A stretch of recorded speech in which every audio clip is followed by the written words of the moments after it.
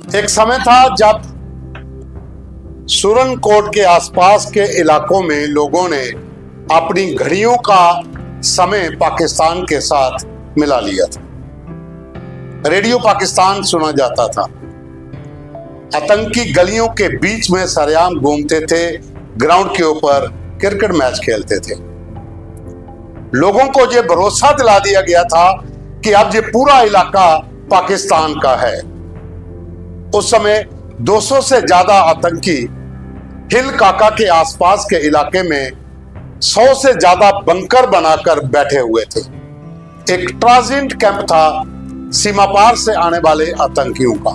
यह मैं आज आपको इसलिए बता रहा हूं कि जम्मू कश्मीर का वो जांबाज, वो टाइगर आज हमारे बीच नहीं रहा। ताहिर फजल हुसैन जो टाइगर था, वाकई ही टाइगर था। सऊदी में वो काम करता था, अच्छी इनकम थी, लेकिन जब गांव के लोगों से बात होती तो वो बताते थे कि अब ये पाकिस्तान बन चुका है, यहां पर अब पाकिस्तान का हुक्म चलता है। उस समय फौज आसपास के इलाकों में आतंकियों की तलाश में होती थी। इनकाउंटर्स बहुत ज्यादा होते थे। ये कहानी है 2001-2002 से पहले की। 2000 के आसपास ये काम शुरू हुआ था। 2003 में ये वापस आता है, सऊदी से वापस आता है और यहां पर आकर एक ब्रिगेड खड़ा कर देता है आतंकियों के खिलाफ। ताहिर फजल हुसैन कसाना गुज्जर जाति से संबंधित ये 6 फीट का हीरो अपने आप में एक जांबाज हीरो था। अपने हाथ में राइफल लेकर, गांव के लोगों को साथ लेकर वो पूरा दिन जंगल पहाड़ों में इन आतंकियों की तलाश में रहता। हिल काका में ऑपरेशन सर्प विनाश चलाया गया। भारतीय फौज उस समय रोमियो फोर्स वहां पर थी, उनके साथ ताहिर फजल अपनी टीम के साथ होता था। एक एक करके बहुत से आतंकियों को मौत के घाट उतारा।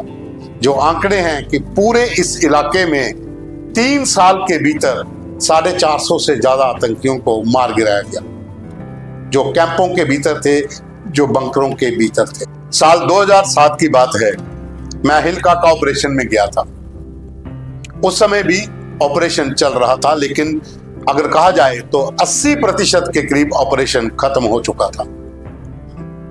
मेरे साथ मेरा कैमरामैन, एक और मेरा साथी था, और जब हम लोग सुरनकोट पहुंचे तो वहां से हिल काका जाने के लिए हमें 3 से 4 दिन लगने थे।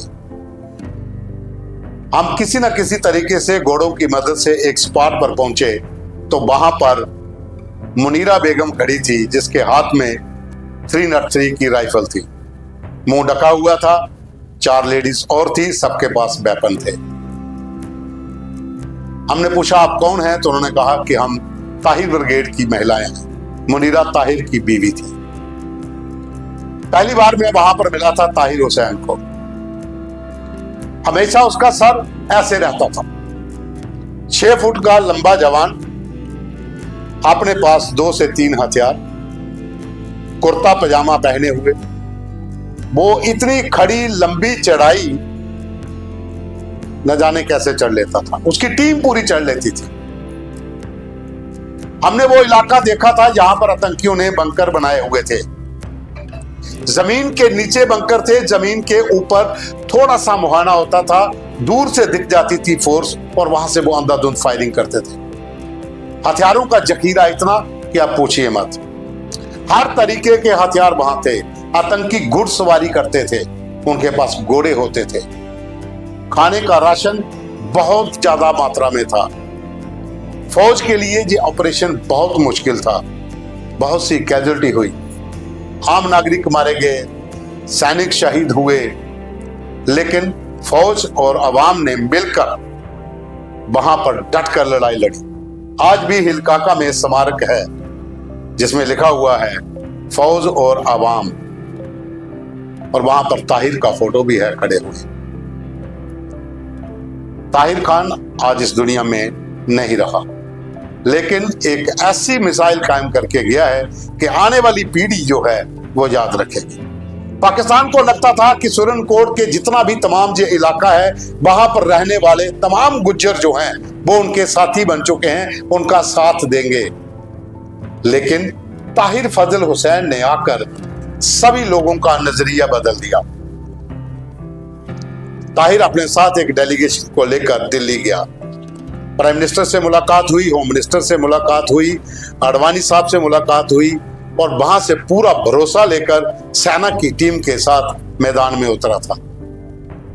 ताहिर के साथ 7-8 और लोग थे जो सऊदी से उस समय इसलिए वापस आए थे कि अपनी धरती को आजाद करवाना है, सुरनकोट को आजाद करवाना है, पुंछ को आजाद करवाना है, इन आतंकियों के चंगुल से बचाना है। क्योंकि उस समय आतंकियों का एक टॉप कमांडर मारूफ खान जिसका नाम था, वह लोकल बच्चों को जिहादी पाठ पढ़ाकर आतंक की राह पर लाने का काम स्कूलों में कर रहा था। बहुत सी संख्या में बच्चों को जिहाद का तथाकथित पाठ पढ़ाकर उनको बॉर्डर के पार ट्रेनिंग के लिए भेजा था। और सुरनकोट के आसपास का इलाका नूरी शम्प, जो एक अपने आप में प्रमुख पर्यटक स्थल है, वहां पर इनका बेस कैंप होता था। वहां से लेकर हिल काका तक 7.5-8 किलोमीटर के इलाके में आतंकियों ने बहुत से बंकर बना लिए थे। बहुत दुनिया वहां पर मारी थी, जो सिविलियन थे उनको काटा था। बहुत से लोग डर के मारे उनके साथ मिल गए थे और ये लोगों को बता दिया गया था कि अब तुम पाकिस्तान के साथ हो। ऑपरेशन हिल काका, ऑपरेशन सर्वविनाश, इसमें समय लगा लेकिन पूरे इलाके को खाली करवाया गया।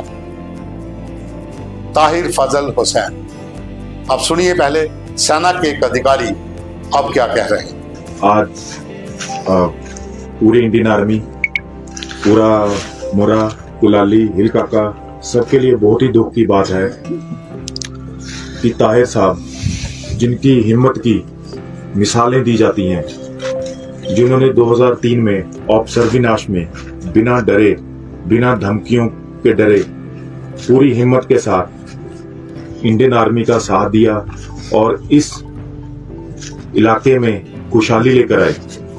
और उसके बाद उन्होंने एसओजी के साथ मिलकर और पुलिस के साथ मिलकर ऑपरेशन किए और यहाँ की आवाम के लिए उन्होंने जो एजुकेशन के लिए किया वो कोई भूल नहीं पाएगा।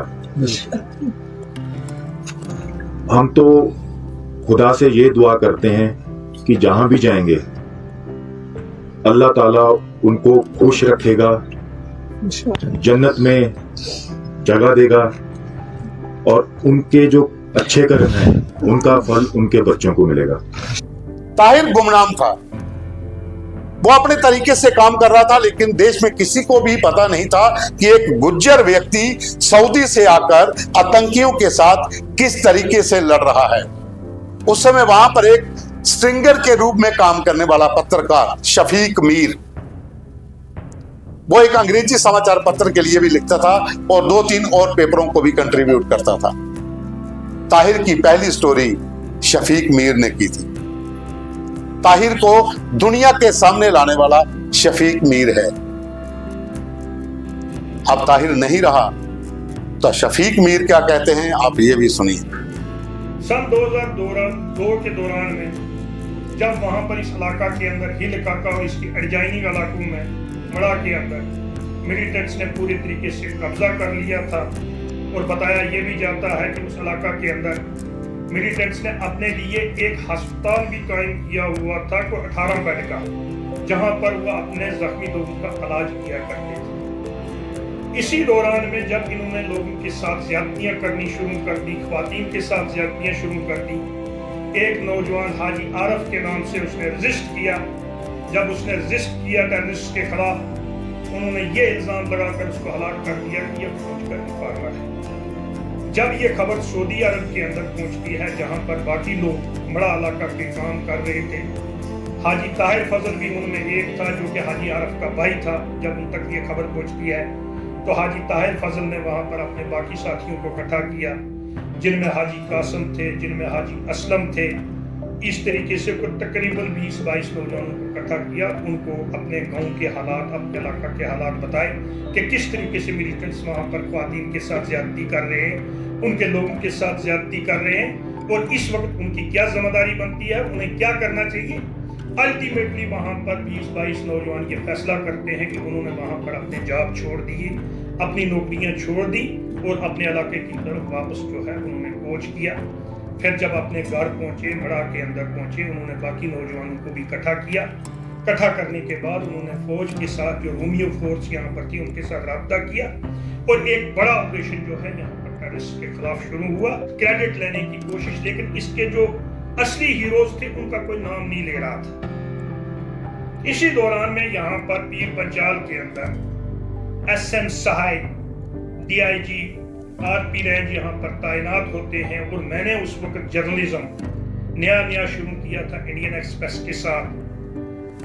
तो जब वो आए तो उनको सही सूरत हाल का जब पता चला तो उन्होंने ये स्टोरी मेरे साथ जो है शेयर की कि असल हीरोज जो हैं ऑपरेशन सर्फमिनाश के कौन से लोग हैं, इनको मेरे साथ मिलाया। जब मैंने इनकी तमाम ये स्टोरी सुनी, तमाम कहानी सुनी, किस तरीके से सऊदी अरब से ये लोग जॉब छोड़ के आए थे, किस तरीके से फिर इन लोगों ने यहाँ पर जो है फौज के साथ मिल के यहाँ पर टेररिज्म का सफाया किया और इस इलाके को एक किस्म का आज़ाद किया। तो मैंने ये स्टोरी उस वक्त अपने जो रेजिडेंट एडिटर थे अरुण शर्मा जम्मू के अंदर, उनके साथ शेयर की, उनको बताया। उन्होंने मुझे कहा कि ये तो बहुत इंपॉर्टेंट स्टोरी है और ये हमें करनी चाहिए, तो मैंने उनको भी यहाँ बता दिया। अलबत्ता कुल मिला के हमने जब ये स्टोरी हाईलाइट की कि किस तरीके से सऊदी अरब के अंदर जॉब छोड़ के मकामी नौजवान जो है वो यहाँ पर आए, उन्होंने लड़ के इस इलाके को आज़ाद किया।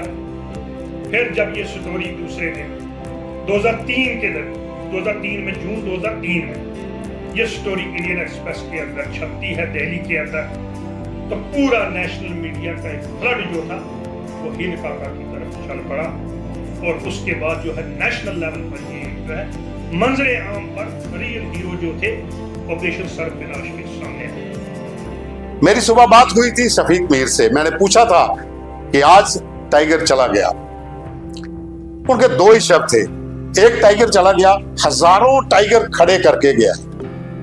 उसके बाद से लेकर अभी तक पुंछ के किसी भी इलाके में आप चले जाइए, मंडी चले जाइए, आप सुरनकोट चले जाइए, आप मेंढर चले जाइए, LOC के साथ सटे हुए उन इलाकों में चले जाइए जहां अक्सर इन्फिल्ट्रेशन होती है, या फिर उन पहाड़ियों की चोटियों पर चले जाइए जहां पर आज भी ये ट्राइबल लोग रहते हैं। आतंकियों को पनाह नहीं मिलती है। वहां पर एक ही नारा है, भारत देश हमारा है। जय हिंद साथियों।